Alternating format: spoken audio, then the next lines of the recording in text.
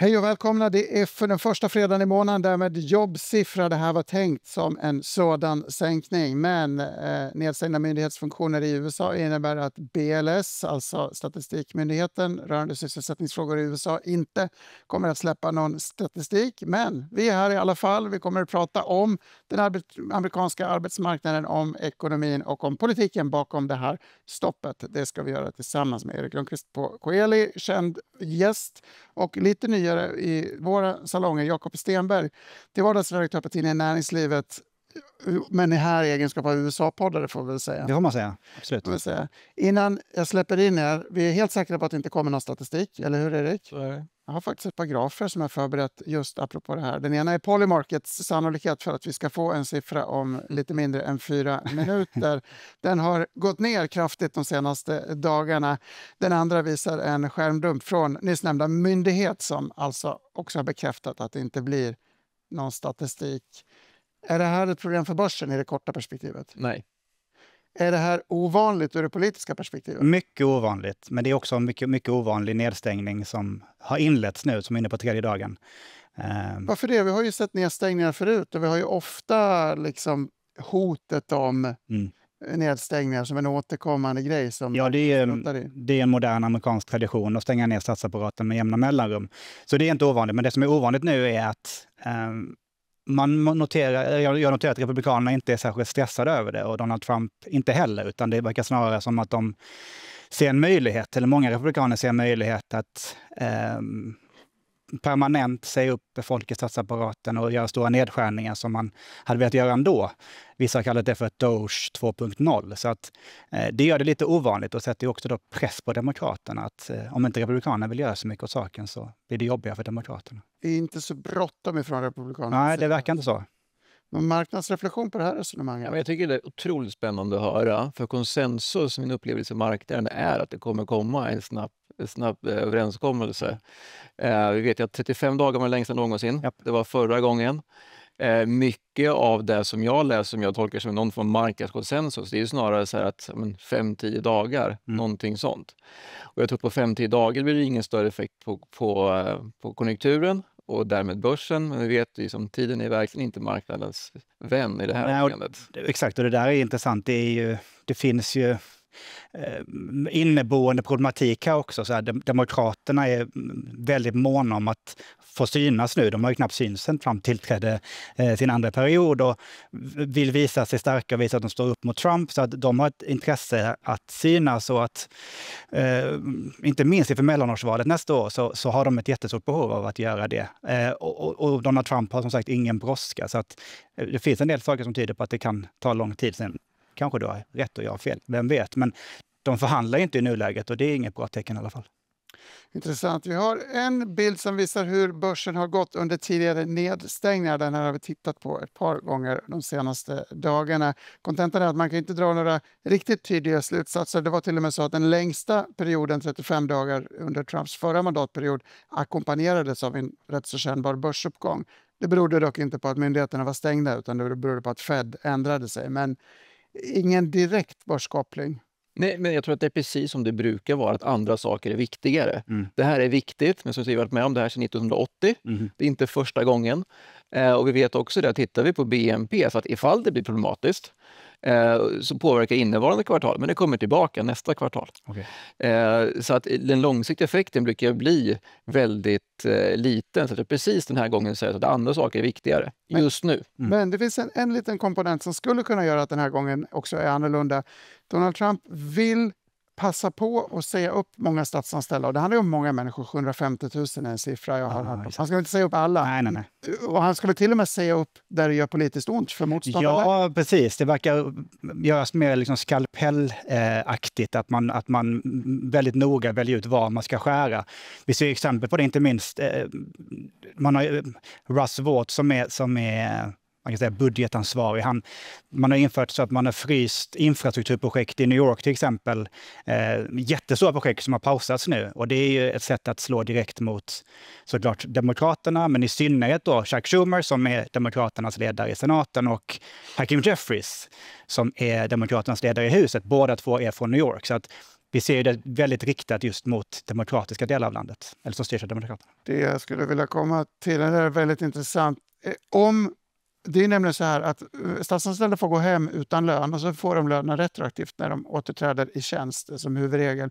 Men om man blir sparkad i den här perioden, om Donald Trump i verklighet och sina hot, då tolkar jag det som UBS skrev en rapport att då kan de här stackars människorna bli helt utan lön och då kan det faktiskt få ett verkligt BNP-avtryck i form av minskad konsumtion.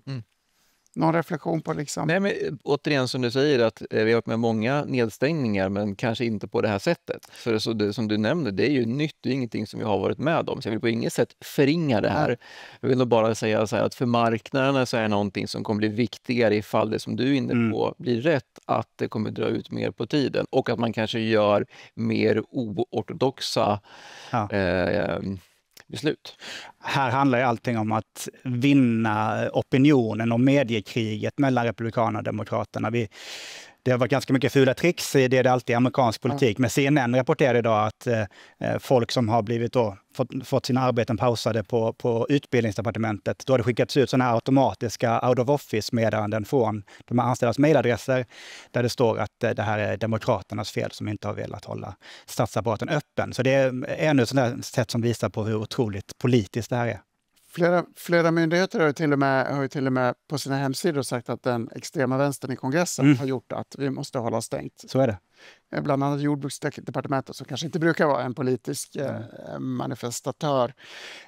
Mycket intressant. Vi pratar mer om vem som blir vinnare i slutändan på det här projektet. Men eftersom det handlar om arbetsmarknaden så tänker jag babbla lite om arbetsmarknaden också. Klockan har slagit 14.30. Vi har inte fått någon statistik precis som väntat. Däremot har flera nyhetsbyråer flashat ut faktumet att vi inte har fått det.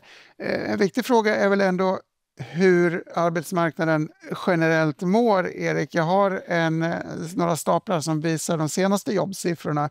Prognosen för den här siffran som vi alltså inte får ligger på 75 000 i rött. Vi vet inte var den ligger. En hyggligt stabil arbetsmarknad vi lever med ändå, men inte brännande het, eller hur ska man sammanfatta det? Nej, men alltså det har funnits en stor oro för att de här tullarna och osäkerheten ska leda till amerikansk recession. Men det ska ske ganska snart. För att snart förväntas sig den där effekten vara över. Så istället för att ha recessionsoro som många oroar sig för har vi snarare befunnit oss i någon form av Goldilocks. Helt enkelt varken konjunkturen eller inflationen är säkert mycket för hög eller för låg. Det är därför som vi har fått den här raka kurvan med 7 veckor med stigande börskurser i USA. Väldigt intressant och det borde ju ge Trump en stark fördel utan att bli alltför börstekniskt här. Men så länge ekonomin går bra så har väl Trump ett starkt en stark ställning i den här konflikten. 100%. Och även stark ställning inför mellanårsvalet nästa år där han kan peka på ekonomin som går bra. Så att 100% så. Om man inte pajar det med den här nedstängningen. Då. Nej, exakt. Precis. Ju längre tiden går desto större blir riskerna såklart för ekonomin och för amerikanerna. Det märks ju inte redan nu såklart. Tänker du på mellanårsvalet? Tänker börsen på mellanårsvalet? Jag skulle inte säga att börsen tänker på det så att det påverkar priserna. När man något som finansmarknaden pratar om så är det så absolut.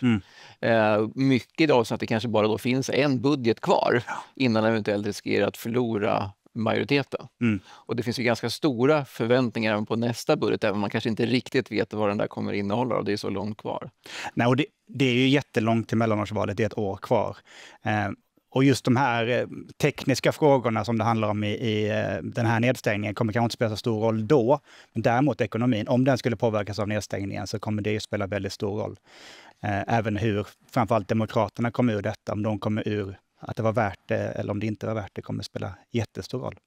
Jag vill höra mer av de här tekniska frågorna, men jag vill själv bli lite teknisk och visa en bild och prata lite grann in i kameran. Eftersom det inte kommer någon offentlig statistik så kan man, om man vill titta på den privata statistik som faktiskt ges ut utav flera aktörer. Bland annat ADP, ett företag som erbjuder HR-datasystem. De kom med sin månadssiffra häromdagen, eller tidigare i veckan, indikerade en nedgång med 32 000. Det brukar vara en dålig indikator på hur den officiella NFP-siffran rör sig i det korta, men de brukar gå hand i hand på lite längre sikt. Något som heter Revelio Labs har angett ett estimat på 60 000 upp. NFIB, en annan statistikskörd riktad mot amerikanska småföretag, indikerar en siffra på 100 000. Och Challenger Gray, som vi hade uppe på bild alldeles nyss, indikerar att uppsägningarna faktiskt fortfarande är på en ganska låg nivå, trots att vi har pratat om en sviktande arbetsmarknad. Det här blir lite repriser, vi var inne på det, men Oxford Economics som hade tagit fram bilden vi tittade på nu pratade om att vi befinner oss i vad man kallar en no hire, no fire-marknad, där man varken vågar gå åt ändra hållet. Någon tanke där? Ja, det är det vi kallar jämvikt. Ja. Nej, skämt åsido, det där har varit ganska länge och det har varit oro för att det där ska försämras alldeles för snabbt. Men så verkar ju inte fallet vara. Och sen liksom fortsättningen på det där, det är ju liksom hur mycket jobb behöver skapas egentligen. När vi har en betydligt lägre invandring, vi har inte födelsetal som vi hade tidigare, vi har produktivitetsvinster som vi inte vet hur snabbt de kommer. De är höga som de är, men det kanske AI kan putta på det ytterligare. Så att veta vad jämvikten är just nu, det är som att skriva sitt namn i ett vattenfall. Det var väldigt poetiskt sagt. Jakob, vill du reflektera över att det inte kommer in så många invandrare till USA? Det påverkar ju den här jämvikten i den här statistiken. Man skickar ju till och med ut människor. Än så länge har det fallit väl ut politiskt för Donald Trump, trots att det upprör många motståndare? Eller? Ja, alltså internt i partiet så är det inte särskilt stora diskussioner som är negativa kring detta överhuvudtaget. Vi ser en del som när det börjar komma mer på privata nivån, så hör vi en del människor som pratar om att min trädgårdsmästare eller mina anställda får inte vara kvar och så vidare. Men i stort i partiet så är det en av Trumps absolut starkaste frågor där många upplever att han också har levererat. Framför allt när det gäller att stänga gränsen, men även utvisningarna upprör många amerikaner, men kanske inte så många kring Trump. Vi har en sista bild, det innebär inte att diskussionen är slut, men en sista bild som visar, eller det handlar om jämvikten. Vi har sett en tid av stark BNP-utveckling, den ser vi den lite grönare linjen. BNP utvecklas väl i USA, jobbmarknaden mätt i non-farm payrolls, alltså siffran vi inte får idag, har trendat neråt. Det här är ovanligt. Det brukar ju vara så att när tillväxten är stark så blir det flera jobb i USA. Vi pratar om migrationsfrågan, AI, du nämnde produktiviteten. Det kan ju vara så att AI gör att man vill anställa färre och ändå så ångar ekonomin på uppåt. Så det är lite ny dynamik vi är ute och tassar i, lite svårare att bedöma. Ja, jag håller med, men jag tror samtidigt att marknadens förväntansbild har varit det att hur skadliga är Trumps tullar? Är det lågkonjunktur eller recession under ett par kvartal här innan det kanske får ta fart och vi växer som mottrend under nästa år? Så jag tror att snarare att marknadens fokus har varit på att hur mycket sämre kan det tänkas bli. Och sen försöker man ju hitta skäl till varför siffrorna är så svaga. Men jag tror att väldigt mycket handlar ju om takten i de här talen. Vi har inte fått den här snabba försämringen och det är ju oftast hastigheten som brukar göra marknaden orolig.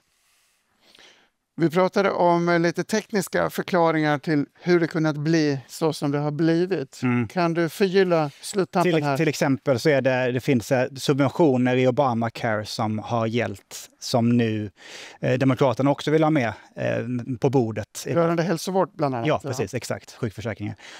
Som Republikanerna inte vill ha, utan de vill ha en clean bill. Och det är mycket där, det är en av huvudargumenten då till att Demokraterna inte gick med på den här budgeten. Så det är sådana saker som spelar stor roll och som också är otroligt viktiga symbolfrågor för Demokraterna att ta. Inte minst när det handlar om liksom Obamacare. Det är någonting som deras väljare förväntar sig att de ska ta strid mot Donald Trump i. Får jag ställa en fråga till dig på det här politiska spelet? För du sa att någon gång ska man ändå komma överens. Ja. Och då, liksom, tror du att Trump kommer göra överenskommelse själv med Schumer? Eller kommer det liksom ske på rätt sätt med hans republikanska motparter? Ja, jättebra fråga. Jag tror ändå att det kommer ske med Schumer. Att båda så kan visa upp att de har en deal. Det jag tycker är väldigt intressant är hur lång tid det tar. För Demokraterna, alltså båda två spelar ett högt spel och jag tycker att det bara finns förlorare i detta. För att man ser varenda chatten så ser man att allmänhetens uppfattning om politiker bara sjunker. Och det förstår man ju. Det är helt logiskt.